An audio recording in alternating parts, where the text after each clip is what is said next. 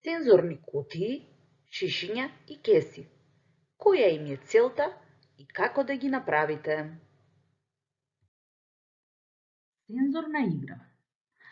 Сензорната игра е многу важна за сите деца во многу фази од развојот. Уште поважна е доколку детето има нарушување во сензорното процесирање. Сензорната игра представува било која активност која ги стимулира сетилата.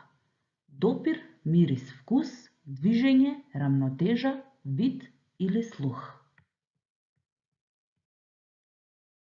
Зошто сензорни кутии, шишиња и кеси?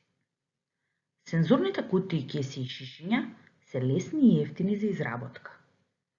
Не зафаќаат премногу простор. Им дозволуваат на децата да го продлабочат своето сензорно истражување без да одат во посебно затворено место за игра. Тие се едноставен начин на кој може да се инкорпорира сензорна игра во вашиот дом, возило или училница. Сензорните кутии, шишиња и кеси им дозволуваат на децата да истражуваат, да откриваат, замислуваат, креираат и учат преку вклучување на нивните сетила. Сензорни кутии, употреба и креирање. Сензорни кутии. Кога се зборува за сензорна кутија, обично се мисли на голем контејнер пун со некакви материјали и предмети внимателно одбрани за да ги стимулираат сетилата. Тој може да биде исполнет со многу различни материјали, како што се исечкана хартија, водени топчиња, вода, песок, јаткасти плодови и така натаму. Кои се предностите од употреба на сензорни кутии? Кога повеќе сетила се вклучени, се зголемува способноста за учење и задржување на новото знаење и информации. Се поттикнува мислење, односно детето може да прави обсервации, да донесува заклучоци, да копа, да претура и да мери. Понатаму поттикнува фантазија. Детето може да се преправа дека е пекар, дека е некој научник со предметите кои му се понудени во кутијата. Понатаму ги зајакнува вештините на фината моторика, преку обавување на разни активности и секако со алатите кои му се понудени. Го гради вокабуларот, односно го надополнува веќе постоечкиот вокабулар или се стекнува со разни нови поеми кои се наоѓаат во кутијата. И крајната цел секако е дека смирува, фокусира и ангажира. Сензорни кутии избор. Пред да направите сензорна кутија, размислете на следните работи. Каква кутија или контейнер ќе употребите за да го сместите материјалот?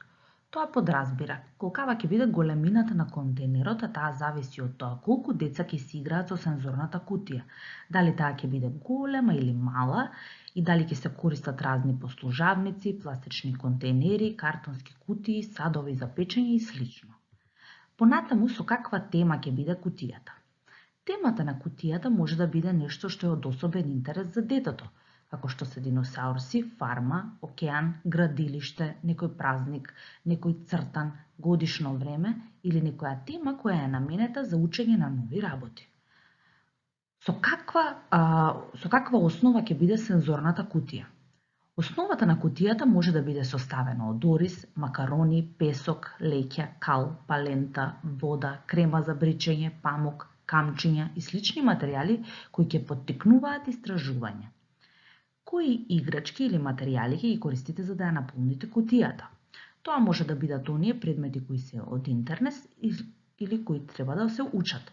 Може да бидат и природни материјали како што се шишарки, костени, камчиња, школки, букви или бројки, ситни играчки и така натаму. Кои алатки и инструменти ќе ги обезбедите? Додека алатките и инструментите се ставаат за да се поттикне истражувачкиот аспект и поттик за развивање на одредена вештина како координација и фина моторика како штипалки, лопатки, лажици, лупа, чашки за мерење, шприцеви, теклички и слично. Сензорните кутии се неисцрпен извор за учење преку игра. Сензорни шишиња, употреба и креирање. Сензорните шишиња ги смеруваат сетилата и спречуваат ерупција на емоции кај децата, а сепак се ефтини и лесни да се направат. Гледајќи го вртлогот, тонењето или пловењето на предметите им дава на децата нешто да се фокусираат, наместо на сензорните потешкоти. Покрај тоа, дозволува детето да започне да го контролира дишењето, кој е битен дел за окрепнувањето од сензорниот излив на емоции. И на крај, и најбитно, дава тежина и регулација преку проприоцепцијата. Проприоцепцијата е битна за телесната свесност и игра главна улога во способноста на мозокот да се организира и да се справи со други сензорни стимулации. Како да направите сензорно шише? Потребно ви е пластични шишиња, ситни предмети како монистра, перли, копчиња, јаткасти плодови и слично, лепак за да го прицврстите капачето, течност како што е вода, зејтин, шампон и слично. Најпрво што треба да направите е да го измиете шишето, да ја извадите етикетата и да го наполните. Сега ќе ви објаснам неколку примери на одредени тематски шишиња. Тематски сензорни шишиња кои ги представуваат временските промени, и тоа сончево, облачно, врнежливо и снежно време. За употреба на сончевото сензорно шише користено е зејтин и светки. Зејтинот со неговата густина ги задржува светките и тие пополека паѓаат надолу при што стимулираат сончеви зраци. Понатаму за креирање на шишето со облачно време користена е вода со боја од великденски јајца сина и памукчиња. За симилација на врнежливото време користено е вода која е обоена со бои од великденски јајца и оривче ставено кое кога се спушти симилира дожд. И на крај, за последното шише, односно кое го стимулира снежното време, користени се топчиња, водени топчиња се овие, и во нив е ставено светки и имаат задржано светките при што изгледа како да врне снег. Сензорни кеси, употреба и креирање.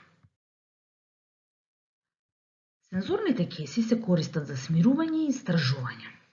Може да се користат и во возило и во просторија за чекање, односно поволни се за употреба кога детето поминува низ одредени транзиции, а со тоа да се пренасочи неговото внимание за да не се вознемирува.